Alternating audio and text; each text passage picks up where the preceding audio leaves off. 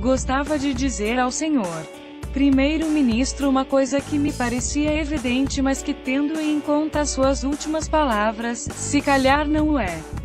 Para os mídia darem melhor informação, era bom que começasse ele próprio por dar, ou deixasse que dessem, uma informação melhor. Ou pelo menos alguma informaçãozita digna desse nome. A começar, de uma vez por todas, por respostas claras às conclusões da Comissão Independente sobre os fogos de outubro que mataram mais 48 pessoas.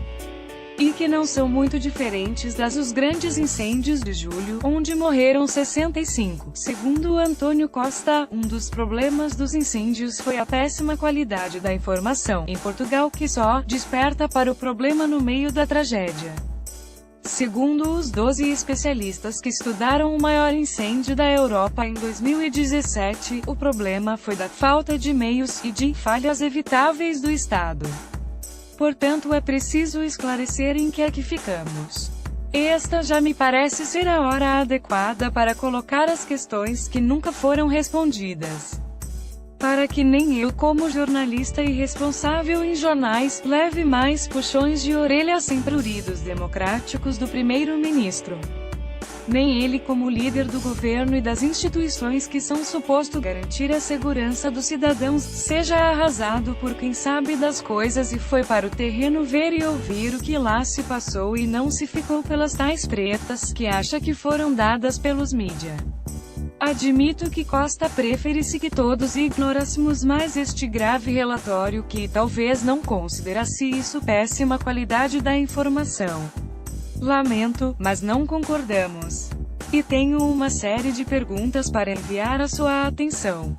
Espero que ele desculpe a impertinência. Caso contrário, tem sempre o recurso a SMS, porque são questões mais do que pertinentes.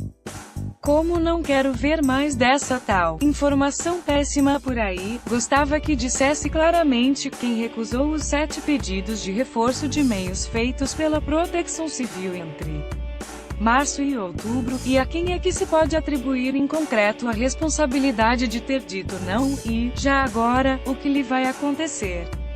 Como não consigo ignorar o papel da então ministra da Administração Interna, que à altura ainda insistia em manter em funções, gostava que a própria respondesse às muitas dúvidas presentes neste relatório para poder dar finalmente informação excepcional. A doutor Constança, que já deve ter tido férias para descansar e só tem agora de reavaliar se o doutor Feliciano precisa de voltar a ter aulas para manter a sua tese de doutoramento, que diga por favor porque só autorizou 50 decans segundo 105 equipas de combate aos fogos solicitadas e chumbou horas de voos suplementares, mais aviões e equipas especiais de bombeiros. E porque só lhes deu o ok depois do pior dia do ano, como não pretendo publicar nada sem a qualidade devida, gostava que esclarecesse também como é que os peritos dizem que era possível prevenir os incêndios de outubro, sobretudo depois do que acontecera em julho, se tivesse sido dada mais e melhor informação prévia e tomadas medidas mais robustas. Isto tendo em conta que disse que foi feito tudo o que podia ser feito, e que estas coisas não se podem prever. Como não desejo que continue a ter má impressão da informação dos jornalistas, gostava que reencaminhasse esta questão para o senhor ministro da Defesa, que até já passou pela RC. Para que Azeredo Lopes diga concretamente, enquanto elaborou o relatório de Tancos pelo qual Marcelo Dias esperava, porque é que o apoio das Forças Armadas, tão badalado, ficou aquém do desejado, enquanto ardiam mais 200 mil hectares em apenas 2 dias. Como sei que se aplicou tanto no controlo da boa informação da Proteção Civil, gostava ainda que interviesse para que apareçam para mais uma daquelas comunicações formais. Apenas para sabermos por que suavizaram os alertas e até falaram em chuva, levando algumas pessoas a arriscar fazer queimadas. Como criticou tantas vezes o SRSP e apontou para tantas mudanças depois das falhas de julho, gostava de lhe pedir uma última boa informação.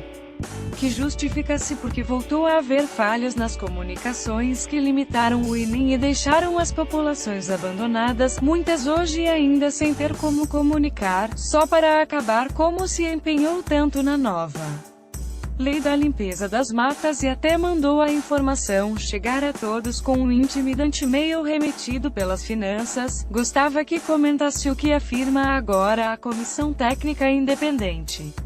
Não sei se já leu, diz preto no branco que as novas regras são o exemplo de leis mal feitas, sem base técnica ou científica, que depois de ler todo o relatório, linha a linha e vírgula a vírgula, fiquei com uma impressão bem diferente da do senhor primeiro-ministro. Parece-me que quem só desperta para os problemas depois deles acontecerem não são os mídia, são os ministros e as entidades que eles lideram. E que o problema não é da péssima qualidade da nossa informação, mas sim da péssima qualidade da sua governação. Não houve movimentos nas redes sociais, nem abaixo-assinados de professores ou alunos, antes pelo contrário, partiu deles o convite.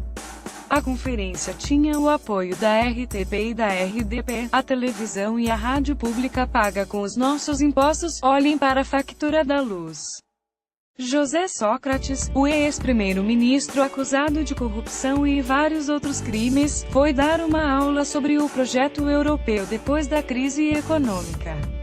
E o que acabou por dizer Sócrates? Em 2 horas esteve a autoelogiar-se, só culpou a austeridade de Passos, deixou meia dúzia de elogios a governo e ignorou por completo as questões de justiça. Foi uma lição e peras. Um leitor criticou-me por raro ser o artigo em que não me refiro a José Sócrates. Quero dizer-lhe a ele e a todos que escrevo não sobre Sócrates em particular, embora não faltem motivos, mas sobretudo sobre o que ele representa na política. E faço-o exatamente por causa de casos como os de Barreiras Duarte, de Miguel Relvas, de Sônia Fertuzinhos, de Salvador Malheiro, de Armando Vara, de todos os que falsificaram currículos, declararam moradas falsas para receber mais uns trocos ou se aproveitaram da passagem pela política, ou do estatuto que ela lhes deu para quererem parecer mais do que são, ou para chegarem onde não chegariam de outra forma. O que todos eles demonstram, cada um à sua escala, são diferentes graus de maus políticos. De uma política que já não tem, nem atrai, homens grandes. Que vive na